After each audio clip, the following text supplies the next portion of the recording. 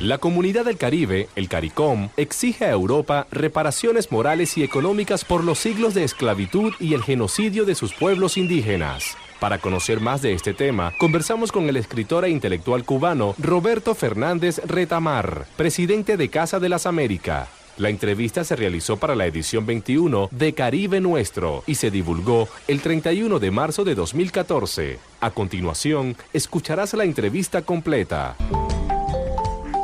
En la cubierta. Recientemente los países de la Comunidad del Caribe reunidos en San Vicente y las Granadinas acordaron exigir a Europa reparaciones morales y económicas por los siglos de esclavitud sufrida por las poblaciones del Caribe y el genocidio de los pueblos indígenas. Se trata de un pedido histórico de las antiguas colonias europeas. Para conversar sobre esta exigencia caribeña, montamos a este barco informativo al escritor e intelectual cubano Roberto Fernández Retamar. Él es presidente de Casa de las Américas. Profesor, gracias por estos minutos para la Radio del Sur y Caribe Nuestro. ¿Esta idea de exigir reparaciones a Europa es nueva o ahora es que llega a los niveles de gobierno? Bueno, yo creo que es nueva en el sentido de que lo ha hecho una organización tan valiosa como CARICOM, pero desde luego ha sido una reclamación de muchos intelectuales del área, especialmente de CARICOM, pero también desbordando el Caribe anglófono, porque lo planteaba también Fanon en Los Condenados de la Tierra, ¿no? La calidad de vida de Europa se hizo sobre la base de la más atroz esclavitud, lo que más llamaba la esclavitud sans faz, la esclavitud sin ambajes. De manera que lo importante es que se haga no solo por intelectuales aislados, sino por una institución tan prestigiosa y tan válida como CARICOM, es decir, que involucra a los partidos, a los gobiernos, involucra a los gobiernos unidos en CARICOM y constituye así una demanda colectiva muy fuerte y muy firme. Profesor, justo antes nos comentaba el libro Capitalismo y Esclavitud del escritor Eric Williams. Háblenos de esta obra. Capitalism and Slavery, Capitalismo y Esclavitud. Ese libro de los años 40 revela con toda claridad cómo el mundo occidental, específicamente en el caso de Williams, la Gran Bretaña, se enriqueció con la horrible realidad de la esclavitud de los africanos en el Caribe. De manera que es totalmente congruente esta solicitud de indemnización a Europa y específicamente a los países europeos metropolitanos que medraron y se enriquecieron con la trata de esclavos. Profesor, esta propuesta se ha impulsado desde el Caribe anglófono y francófono. ¿A qué cree que se deba esto y no desde el Caribe hispano? ¿Los españoles fueron menos crueles en el sistema esclavista? No, yo creo que hay en punto a crueldad nadie más cruel que otro. El Caribe de habla española, es decir, Cuba, Puerto Rico y la República Dominicana, conoció también una atroz esclavitud.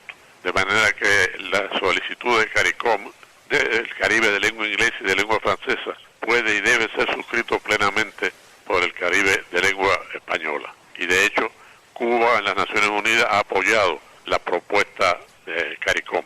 ¿Qué valor simbólico tendría que Europa se disculpase con las antiguas colonias? Bueno, sería realmente de un valor simbólico alto, porque sería reconocer explícitamente que la riqueza del llamado mundo occidental se obtuvo en considerable medida gracias a la espantosa esclavitud a que sometió este mundo llamado occidental a los habitantes de África, desarticulando incluso a África. Hay un libro muy importante de Walter Rodney, el ensayista guyanés desgraciadamente desaparecido, que se llama Cómo Europa subdesarrolló a África. El desarrollo europeo se hizo sobre la base de subdesarrollar a África, de manera que sería totalmente congruente que los países exmetropolitanos se excusaran ante los habitantes del Caribe, no solo de lengua inglesa y francesa, sino también española. A su juicio, ¿es factible que Europa pague estas reparaciones económicas y morales al Caribe? Bueno, ya eso no lo sé, ya eso es el terreno de la conjetura. Debe hacerse, pero no hay certidumbre de que se vaya a hacer. Profesor, ¿por qué es importante que los países de América Latina, a través de la CELAC, el ALBA, el Mercosur y el SICA, respalden y acompañen a los pueblos caribeños en esta lucha? Bueno, es importante que se tenga el gesto histórico de aceptar la responsabilidad de los países que medraron a expensas de la esclavitud. Usted me habla ahora no solo del Caribe, sino de otras instituciones americanas también muy valiosas, para los cuales sería un excelente ejemplo ver a los países europeos de una forma reconociendo la responsabilidad que han tenido al traer millones de esclavos de África, someterlos a una vida horrible y finalmente llevarlos a la muerte. Sino eso ha traído varias consecuencias, ¿no? Y entre ellas la sobrevivencia del racismo. El racismo en gran medida se ha apoyado en que los africanos vivían como esclavos, eran tratados como bestias. Al terminar la esclavitud, sobrevivió sin embargo el racismo sobre la base de que los actuales descendientes de los esclavos efectivamente tienen antepasados esclavos, y ha sido eso una razón fuerte para el horrible racismo que, si bien está en retirada, no ha sido vencido del todo todavía. Por eso los países americanos de América Latina y no solo el Caribe merecemos esas disculpas de los países metropolitanos que nos explotaron durante siglos.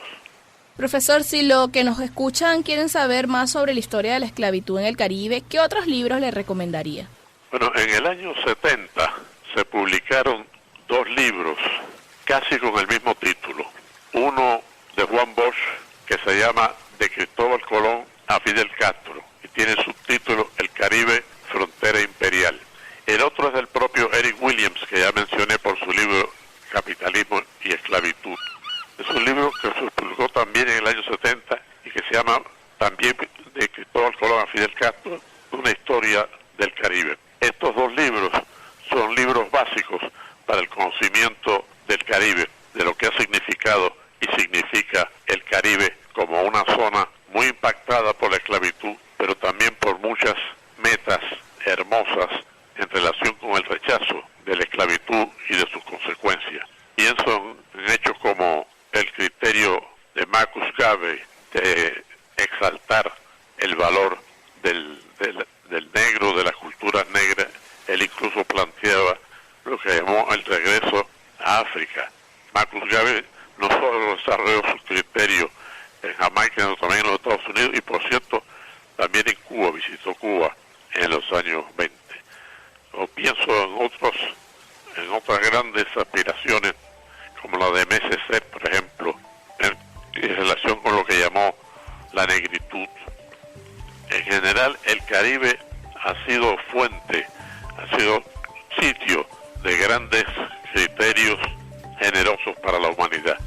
Tendría que mencionar también a José Martí, que quiso cortarle las manos al imperialismo en el inicio con la guerra que hizo estallar en 1895. Y singularmente Martí fue un enemigo muy fuerte de toda forma de racismo y de toda forma de colonialismo, o como se diría después, de neocolonialismo.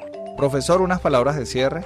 Bueno, vuelvo a ratificar que me parece muy congruente y muy necesario que se cumpla la exigencia de CARICOM, a la que se ha sumado el criterio cubano y seguramente que también dominicano y puertorriqueño. Muchas gracias por darme la ocasión de dirigirnos a los oyentes. Un abrazo.